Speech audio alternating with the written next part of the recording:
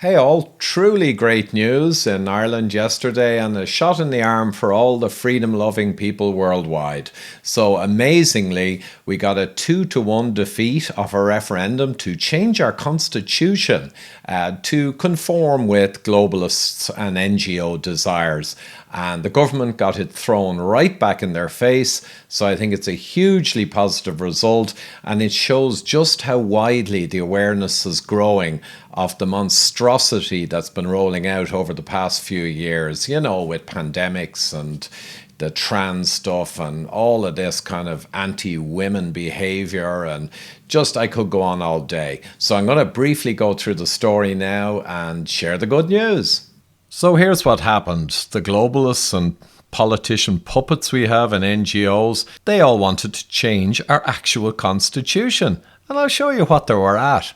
So here's the wording they wanted to change. The state recognised the family, of course, as the natural primary and fundamental group of society and as a moral institution possessing inalienable and imprescriptible rights antecedent and superior to all positive law. This is absolutely still perfect, nearly 100 years later. And what did they want to do with this kind of perfect paragraph? They wanted to put in whether founded on marriage or on other durable relationships. So that one blew up on them. Durable relationships is meaningless. What, I met you last week and had a few drinks in a bar? Is that a durable relationship? And this, of course, opened up the doors to God knows what in terms of mass migration, etc. Because durable relationship has no meaning and the courts would have to try and figure it out. So this was insane. But the globalists would love this, of course. The other thing in the Constitution is the state pledges itself to guard with special care the institution of marriage, I would hope so, on which the family is founded, certainly, and to protect it against attack. Absolutely. What do they want to do to this? The state pledges itself to guard with special care the institution of marriage and to protect it against attack, on which the family is founded. So the family is the big enemy of the globalists and has been for many decades. Families mean resistance to globalism.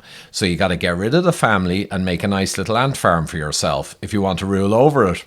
Now there's the other side of the referendum. Here's the original wording in our Constitution. In particular, the state recognises that by her life within the home, woman gives to the state a support without which the common good cannot be achieved. Absolutely. If she chooses to be within the home or doesn't, that's a separate matter. But certainly the common good cannot be achieved without motherhood and families. That's the basis of society.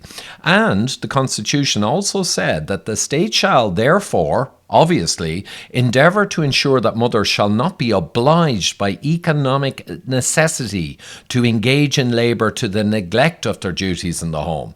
So the women who are in the home raising families shall not be forced by economic necessity, right, to have to go out and work in a coal mine or wherever, right, to the neglect of the family. So this is perfect, right up to date.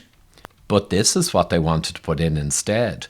The state recognises that the provision of care by members of a family to one another by reason of the bonds that exist among them gives to society a support without which the common good cannot be achieved, and shall strive to support such provision. So the state will kind of help out, but wants people and relations to kind of care for other people, blah, blah, blah. Complete word salad nonsense. But this is what the globalists would want. They want the women all out working, they don't want proper families, and they want society weakened. So we can see here this Soros WF style nonsense, right, that they were going to put into our constitution. But happily, it's not just the 10 or 20% who know the world has gone nuts in the last few years. We have nearly 70% slammed them a no. So this is the highest no vote in any Irish referendum in history. And many counties were 75%. And the second half of the referendum I showed you there, I believe that got 74% no in itself. And only one little area in the whole of Ireland voted yes. So the turnout was a very respectable 45% approx. No excuses there. The people stuck it back to the globalists. Great result for all of us. And I'll just finish with this note. There were lots of notes in the primary newspapers talking about this debacle. But this guy in Fine Gael in Galway, who's actually in the party, one of the main parties, he said that the representatives of NGOs seem to have better access to influential members of the party than the party's own grassroots members. And he's right. The NGOs are funded now massively with countless billions from our tax dollars to lobby the government to bring in insane globalist nonsense. There is a question about what people might call fringe politics around the NGO sector. I'd like to know who was pushing for this referendum within the government. It seems that the NGOs have a lot of influence over government policy, he said. Absolutely. From the top down, the WEF, the UN, and all the other goombas, they're pushing through NGOs. And he also goes on to say, I know in the Fine Gael party and in Fianna Fáil as well, that a lot of the backbench TDs and senators were quietly voting no, while the party is putting out material for yes vote. And in Ireland, all parties across the board, with notable exceptions of, I think, Aintu and maybe one or two other small parties, they all were pumping for a yes directly under the tutelage of the Globalists, of course, who they effectively report to. It's easier for someone from an NGO to talk to someone from the Dáil, our parliament, than it is for someone from the party itself. And I'll just finish off here. He said all the political parties were in favour of this. Nearly every NGO and large sections of the media, the legacy media, the corrupted, bought media, were pushing for this. These referendums had everything going for it, and yet it failed.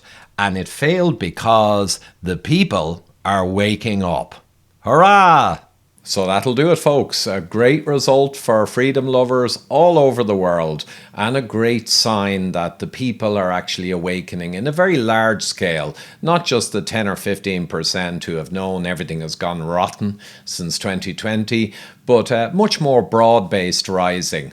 So really bodes well for the future, and as always, thanks so much to people who help me keep getting the data out and the clarity and the correct information over the past few years. And anyone else who can help jump on board and maybe help out a bit, really appreciate it. It's going to be a long road ahead yet. Thank you.